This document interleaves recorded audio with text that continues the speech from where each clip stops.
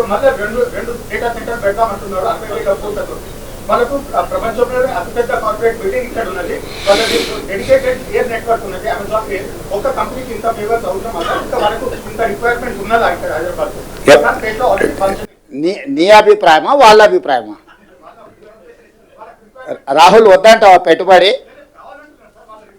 ఇప్పుడు ఒక news channel ఉందనుకో, రెండో న్యూస్ ఛానల్ వద్దని నిషేధిస్తావా? పొటెన్షియల్ ఉంటేనే పెట్టుబడి. వ్యాపారస్తుడు వ్యాపారం లాభసాటిగా ఉంటేనే పెడతారు. రాహుల్ని చూసి మొహమాట వాడి పెట్టుబడులు ఎవరు పెట్టరు. మొహమాటానికి వస్తే కాఫీ దాయిపిస్తారు తప్ప పెట్టుబడులు పెట్టరు. ఈరోజు మన ప్రభుత్వం యొక్క విధానాలు, ఎనర్జీలో మనం తీసుకొచ్చిన ఓపెన్ యాక్సెస్ విధానం ఈరోజు డేటా సెంటర్స్ని ఎక్కువ ఆకర్షించడం. దాదాపుగా డేటా సెంటర్స్కి రిలేటెడ్లో 1,00,000 కోట్ల రూపాయల పెట్టుబడులు ఎందుకు వచ్చినాయంటే గత ప్రభుత్వం యొక్క విద్యుత్ విధి విధానాలు, మా ప్రభుత్వం వచ్చిన తర్వాత తీసుకొచ్చిన ఎనర్జీ పాలసీతోని ఈరోజు మనం పెట్టుబడులను ఆకర్షించినాము. ఎప్పుడు కూడా పెట్టుబడులు ఆయా రాష్ట్ర ప్రభుత్వాల యొక్క విధి విధానాలను బట్టి పెట్టుబడులు వస్తాయి.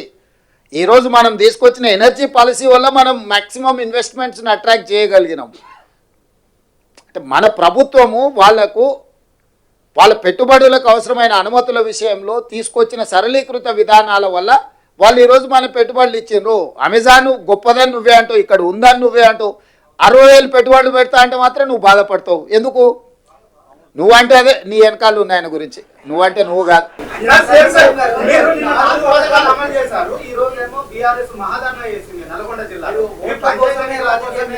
ఇప్పుడు నేను ఏమంటున్నా అంటే ఈరోజు మనం పెట్టుబడులకు సంబంధించి మాట్లాడుకుందాం. అట్లాంటి చిల్లర పంచాయతీలకు బొచ్చడి సమయం ఉంది.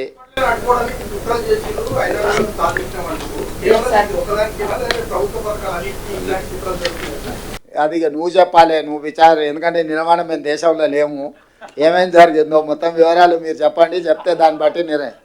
Yes sorry 1.8 lakh crores over a period of any years realized like that, sir. Adi మీకు opposition raised the question.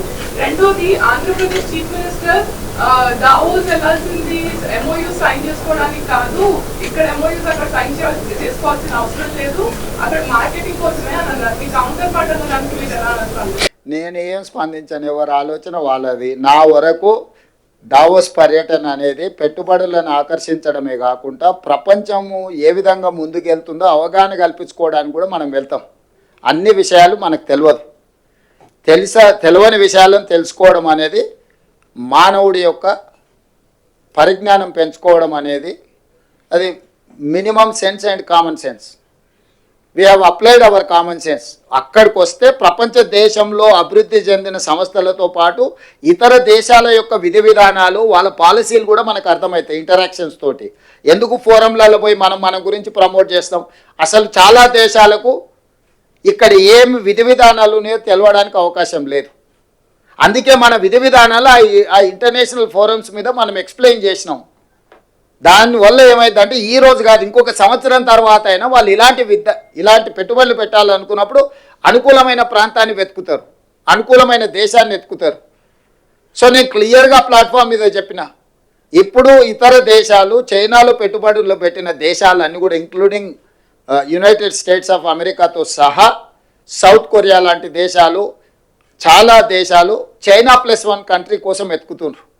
Covid వచ్చిన తర్వాత చైనాలో పెట్టిన పెట్టుబడులు చైనా నుంచి జరుగుతున్న ఎగబోతుల మీద తీవ్రమైన ప్రభావం చూపించింది. సో ఆ దేశంతో ఒకసారి సత్సంబంధాలు దెబ్బతింటే మొత్తం పరిశ్రమలే మూతపడే పరిస్థితి వచ్చి అసలు ఆ పరిశ్రమల మనుగడనే కష్టమవుతుంది అనుకునే సందర్భంలో చాలా దేశాలు, థాయిలాండ్ కావచ్చు, ఫిన్లాండ్ కావచ్చు, US కావచ్చు, సౌత్ కొరియా కావచ్చు, ఇట్లా చాలా దేశాల పేరు చెప్పగలుగుతారు. వాళ్ళందరూ చైనాకు ప్రత్యామ్నాయంగా ఒక అనుకూలమైన దేశం కోసం, ప్రాంతం కోసం వెతుకుతూరు పెట్టుబడులు పెట్టడానికి. అందుకే నేను టైమ్ అండ్ అగైన్ ప్రతి ప్లాట్ఫామ్లో చెప్పిన చైనా +1 అనే పాలసీకి తెలంగాణ అనుకూలము, తెలంగాణకు రాండి, తెలంగాణకు పెట్టుబడులు పెట్టండి. తెలంగాణ స్టేట్ను ప్రమోట్ చేసుకున్నాం మనము. ఇక్కడ competition between different states and different countries.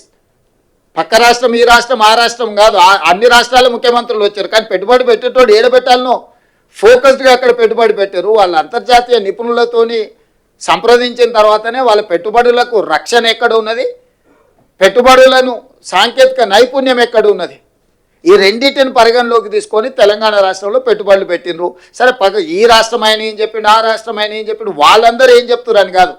నేను పెట్టుబడులు పెట్టే వాళ్ళకి నేనేం చెప్తున్నా, నన్ను విశ్వసించి వాళ్ళు నా రాష్ట్రంలో పెట్టుబడులు ఏం పెడుతున్నారు అనేది మన ఫోకస్. మా పర్యటనలో పెట్టుబడులను ఆకర్షించడమే కాదు, ప్రపంచంలో జరుగుతున్న పరిణామాల పట్ల అవగాహన కూడా కల్పించుకోవడంలో భాగంగా ఈ పర్యటన, ఈ రెండు మాకు ఉపయోగపడ్డాయి.